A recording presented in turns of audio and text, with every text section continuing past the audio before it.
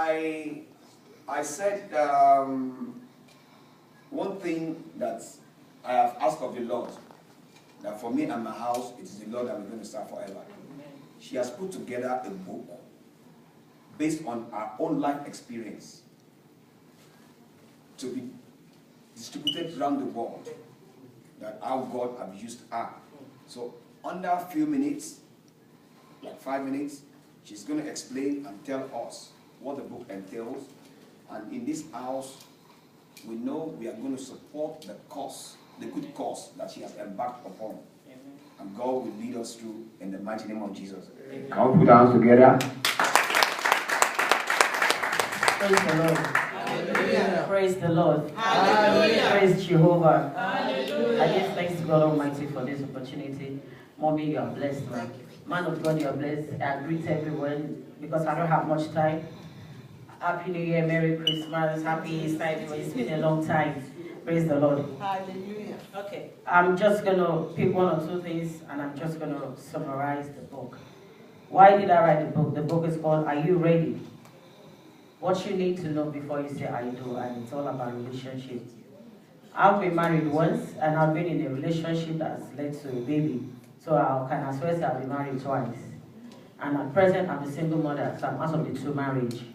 And in the process of it, if you read the book and in the story of my life, 95% of us have been in that phase at one point of our life or the other. Either at the time we are preparing to get into marriage, either within a relationship, at a disappointment, in one way or the other, even at the point maybe your father will say, no, you can't marry him. Yes, you can't marry her. So at some point, we've all been there.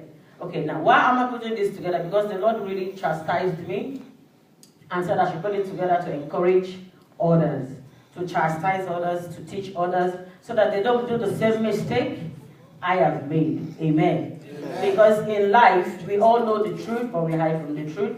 That's number one. Number two, we all want to ashiri. It's only what God covers that is covered. Oh, yes. There's a proverb in where I will come from Yoruba that says, the horse coming from the back looks at the one in front.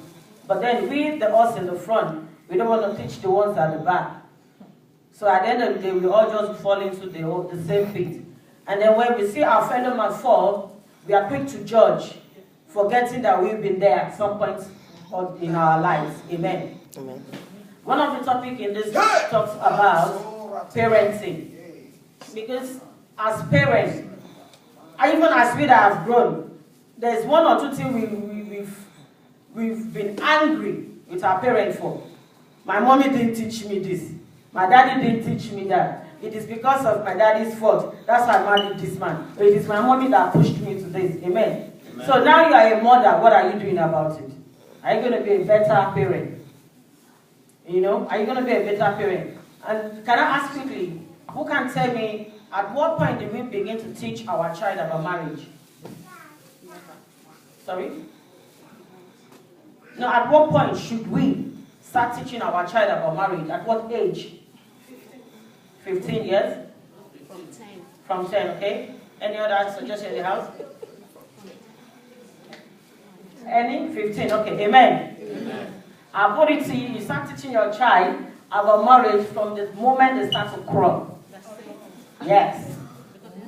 What is marriage? Marriage is our daily living. And what you put in is what you get.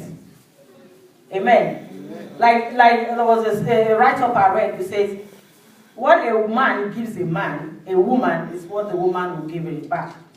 If you give a woman a house, she turns into a home. Yes. If you give a woman groceries, she turns it into food, to a meal. And if you give a woman sperm, what does she do? She gives you a baby. So we need to start from like very little, begin to teach our children about the basics of life. Because whatever we teach them now is what they're going to take to marriage. A child who doesn't know that they have to wake up and tidy their bed, when he gets married, they will not tidy the bed. A child who doesn't understand that you need to greet your parents when they come in from the door, help them with the loads they are carrying, say, welcome, mommy, will not appreciate the wife when he's carrying load or anything. I don't know if you get what I'm saying. Yes. A child who doesn't believe or understand that you do not for any reason raise your hand against a woman. Because that's what he sees every day in the house anyway. So the child is also going to do that. So what our children see is what they're going to do. What we teach them is what they're going to do. Amen. And then when we talk about love and relationship, we get really mixed up. And there's a difference from lust and passion. Most of the time in life, we are in lust. And we think it's passion. And passion you can as well end in love. There's nothing like love at first sight. Nothing like that. It's either lust, passion, and then it develops into love. Love is a gradual process of a thing. So there's a lot to learn. There's a lot that I've been through and I've been able to break down by the lead of the Holy Spirit. Where was I in lust? Was I really in love? Or was it just infatuation? And it gets to a point, lust has to do with just the physical. And then when you're satisfied, then you begin to like, what did I just do? Am I in the right place? Should I be here? Beginning to wonder. Questions. I'm not interested again. Just like that. But 1 minute you are like, if not this woman, the world is going to come to an end. So we need to be able to understand all these things, know where to differentiate, and to be able to make the best impact in life. Remember, whatever we sow is what we're going to reap. Bless you. Amen.